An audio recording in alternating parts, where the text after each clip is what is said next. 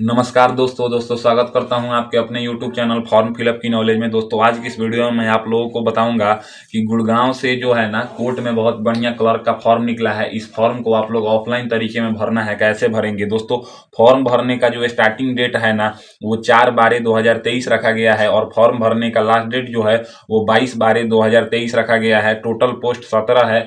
Apply mode offline है। Application फी जो है वो 0 रुपए रखा गया है। तो चलिए मैं आपको अप्लीकेशन फॉर्म भर के दिखाता हूं ताकि आपको किसी भी तरह का समस्या ना आए। दोस्तों एप्लीकेशन फॉर्म भरने से जो इसका ऑफिशियल नोटिफिकेशन है ये भरने से पहले आपको समझना होगा, तभी आपको पूरा डिटेल्स पता चल पाएगा। तो चलिए मैं आपको सबसे पहले नोटिफिकेशन समझा देता हूं, उसके बाद का प्रोसेस मैं आगे बताऊंगा।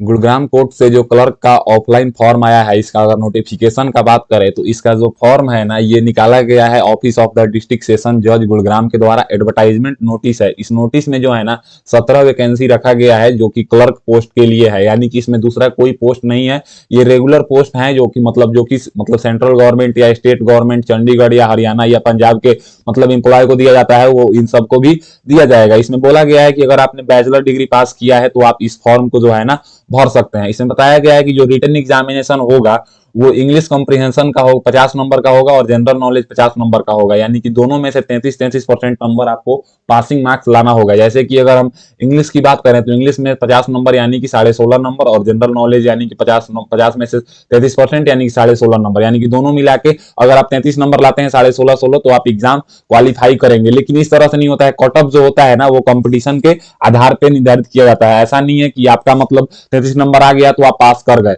ऐसा नहीं है। जितना कंपटीशन जाएगा उतना आपको फेस करना होगा। जैसे अगर वैकेंसी कैटेगरी वाइज अगर हम बात करें तो जनरल कैटेगरी में जो है 8 वैकेंसी है, जनरल पीएच में 1 वैकेंसी है, जनरल ईएसएम यानी कि एक सर्विसमैन में 2 वैकेंसी है, शेड्यूल्ड कास्ट में 3 वैकेंसी है, बैकवर्ड क्लास ए में 2 वैकेंसी है, बैकवर्ड क्लास बी में जो है वो 1 वैकेंसी है। यहाँ पे बोला गया है कि जो वैकेंसी है ये देखिए यहाँ पे इसमें 1 जनवरी 2023 के आपका एज काउंट किया जाएगा, यानी कि अपर एज जो है वो 42 साल से ज्यादा नहीं होना चाहिए और लोअर एज यानी कि मिनिमम एज जो है वो 18 साल से कम नहीं होना चाहिए। तो अब आप इस फॉर्म के लिए जो है ना इलिजिबल हैं। यहाँ पे बोला गया है कि अगर फॉर्म की लास्ट डेट की अगर हम बात करें तो 22/12/2023 को 5 बजे शाम से पहले आपको जो है ना फॉर्म जिस जगह पे बोला गया है उस जगह पे आपका पहुंच जाना चाहिए। डेट ऑफ प्लेस जहां पे आपका टेस्ट होगा वो टेस्ट आपको, ये ऑफिशियल वेबसाइट है यहाँ पे districtecourt.gov.in/गुड़ग्राम, इसी पे आपका जो है ना डिस्प्ले किया जाएगा, नोटिस बोर्ड पे डाला जाएगा, यानी कि बता दिया जाएगा कि ये किस तरह का रिटन एग्जामिनेशन होगा और कब होगा। यहाँ पे बोला गया है कि candidates working in the government department, semi government, any corporate for any required apply through proper channel, इस चैनल के थ्रू आप जो है ना सेमी गवर्नमेंट में है, आप चाहे तो गवर्नमेंट की जॉब के लिए अभी अप्लाई कर सकते हैं। यहाँ पे बोला गया है कि देखिए फिर से यहाँ पे 22/12/2023 को जो है ना 5 बजे शाम से पहले आपको ये फॉर्म उस जगह तक पहुंचा देना है, यानी कि एड्रेस पे। यहाँ पे ये जो नोटिफिकेशन है ये 4/12/2023 को रिलीज किया गया है। इसमें बोला गया है कि कैंडिडेट्स अगर आप अपियरिंग होते हैं रिटन एग्जाम या कंप्यूटर टेस्ट में तो आपको किसी भी प्रकार का टीए यानी कि ट्रेवलिंग अलाउंस या डियरनेंस अलाउंस नहीं दिया जाएगा। यहाँ पे आप देखिए इसका एनरोलमेंट नोटिस है और यहाँ पे डेट 4/12/2023, यानी कि 4/12 को अगर ये रिलीज किया गया है तो आप 5/12/2023 से लेकर 22/12/2023 को 23 तक ये फॉर्म को है भर सकते हैं। तो चलिए मैं आपको फॉर्म भर के दिखाता हूं। उम्मीद है कि आपको नोटिफिकेशन समझ में आ गया होगा। अब चलिए मैं बात करते हैं कि फॉर्म को कैसे भरना है। दोस्तों ये फॉर्म है जो कि 1 पेज का फॉर्म है। इस फॉर्म का पीडीएफ मैं अपने व्हाट्सएप ग्रुप, टेलीग्राम ग्रुप में डाल दूंगा और दोनों का लिंक डिस्क्रिप्शन में दे दूंगा वीडियो के। आप वहां से डाउनलोड कर लेंगे और इसको प्रिंट करा लेंगे। और यहाँ पे जो है ना आपको एक latest colour passport size photograph चिपका देना है और चिपकाने के बाद जो है ना यहाँ पे जो है ना सब्जेक्ट में application for the post of clerk already लिखा है। आपको अपना नाम लिखना है कैंडिडेट्स नेम में।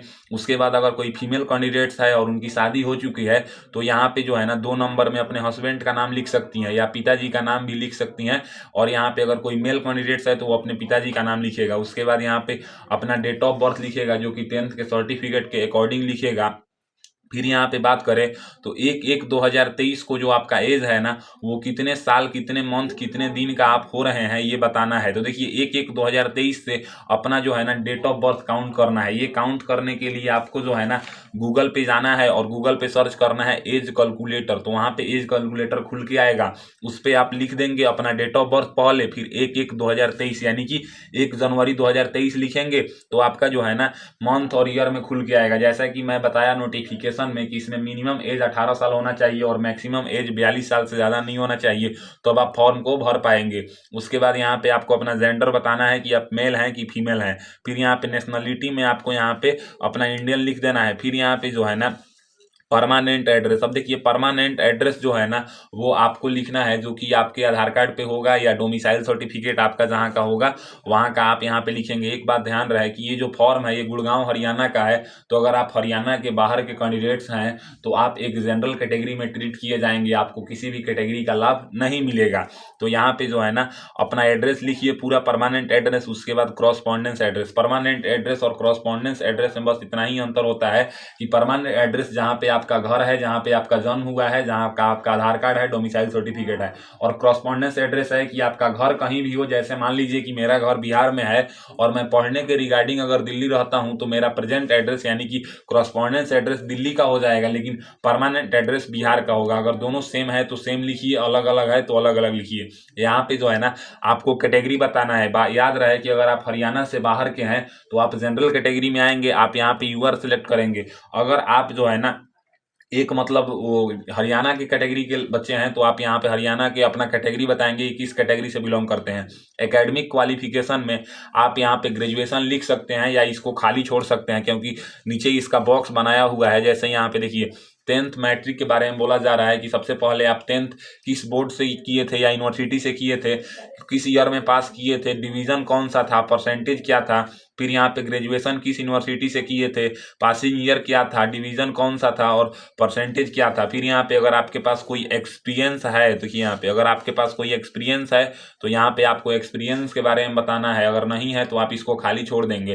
फिर यहाँ पे आपको अपना एक कॉन्टैक्ट मोबाइल नंबर लिखना है।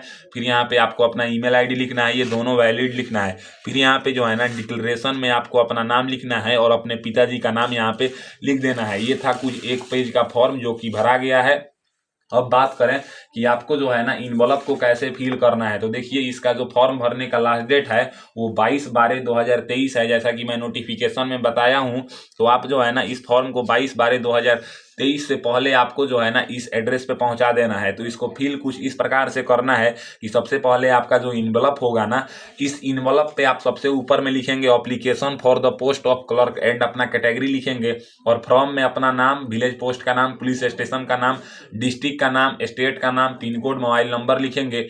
और भेजने के पता में द डिस्ट्रिक्ट सेशन जज गुड़ग्राम हरियाणा पिन 122003 यही पिन कोड है। इस एड्रेस पे आपको जो है ना 22/12/2023 से पहले 22/12/2023 से पहले 5 बजे शाम से पहले यहाँ तक पहुँचा देना है। या तो आपको ये इन्वलप मतलब इन्वलप में एप्लीकेशन फॉर्म डाल के बाई पोस्ट पहुँचाना है या खुद जाके यहाँ पे डाल के आना है फॉर्म को। देखिए अगर इसमें डॉक्यूमेंट्स की बात करें तो सबसे पहले आपको कौन कौन सा डॉक्यूमेंट्स लगाना है, तो एजुकेशन सर्टिफिकेट में आपका 10th का मार्कशीट सर्टिफिकेट, 12th का मार्कशीट सर्टिफिकेट, ग्रेजुएशन का marksheet certificate, Aadhaar card, PAN card, voter ID card, passport में से किसी एक का जीरोक्स लगाना है, डोमिसाइल सर्टिफिकेट लगाना है। अगर आप SC OBC कैटेगरी से आते हैं तो आपको कास्ट सर्टिफिकेट लगाना है। अगर आप एक ESM यानी कि एक सर्विसमैन कैंडिडेट्स हैं तो आपको जो है ना नो ऑब्जेक्शन सर्टिफिकेट लगाना है। अगर आपके पास एक्सपीरियंस सर्टिफिकेट है तो उसका जीरोक्स लगाना है। और भी कोई क्वालिफिकेशन जो आपके पास अगर एक्स्ट्रा में है, टाइपिंग सर्टिफिकेट या ADCA यानी कि advance diploma in computer application या DCA diploma in computer application,